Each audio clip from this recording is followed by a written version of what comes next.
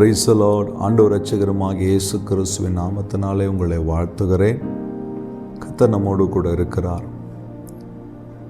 நம்முடைய வாழ்க்கையில் கூட நம்மோடு கூட பயணித்தவர்கள், உறவாயிருந்தவர்கள் ஒரு சில காலகட்டங்களில் நம்மை மறந்து நம்மை விட்டு விலகி போகிற சூழ்நிலை வரும்பொழுது நம்ம ரொம்ப வேதனைப்படுகிறோம், துக்கப்படுகிறோம். ஏன் இப்படியெல்லாம் அந்த மனிதர்கள் நடந்து கொள்ளுற என்று கலங்குகிறோம்.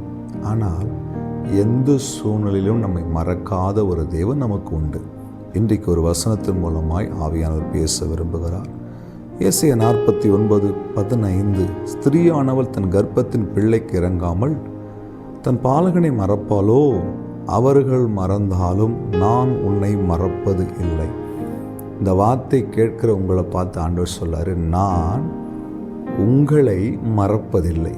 பாருங்களேன், வானத்தையும் பூமியை உண்டாக்கின சர்வ வல்லமுள்ள தேவன் சொல்கிறாரு, நான் உங்களை மறப்பதில்லை. உங்களை மனிதர்கள் மறந்து போயிருக்கலாம், நீங்கள் நம்பின உறவுகள் மறந்து போயிருக்கலாம், ஏன் பெற்ற பிள்ளைகள் கூட தாய் தகப்பனை மறந்து போயிருக்கலாம். ஆனால் என்றைக்குமே உங்களை மறக்காத ஒரு தேவன். நம்ம ஆசீர்வாதமாக இருக்கும்போது, செழிப்பாக இருக்கும்போது எல்லா உறவுகளும் நம்மை தேடி வருவார்கள். நான் நிலை குலைந்து போகும்பொழுது, சூழ்நிலைகள் எதிராய் மாறும் பொழுது நம் பக்கத்தில் இருக்கிற ஒருவரும் இருக்க மாட்டாங்க.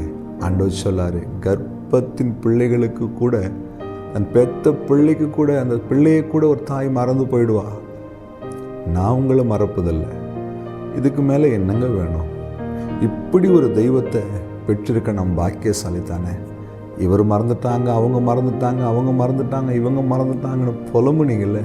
இனி புலம்பாதீங்க.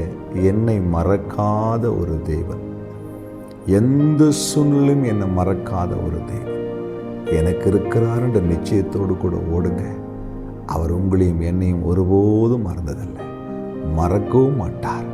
அந்த அன்பு தெய்வத்தை பார்த்து சொல்லுங்க, நீர் என்னை மறக்கிறதில்லை, என்னை மறவாமல் நினைத்திருக்கிற தேவன் தொடர்ந்து என்னை நடத்தும் என்று கர்த்தர் உங்களை நடத்துவார். அன்பும் இரக்கமுள்ள ஆண்டவரே, வாக்குத்தத்த வசனத்துக்காய் ஸ்தோத்திரம். நீர் எங்களை மறக்காத தேவனாய் இருக்கிறதுக்காய் ஸ்தோத்திரம். இந்த வார்த்தை கேட்கிற ஒவ்வொருவரையும் இந்த வசனம் ஆறுதல் படுத்தட்டும். இயேசுவின் நாமத்தில் பிதாவே, ஆமென். அல்லேலூயா. God bless you.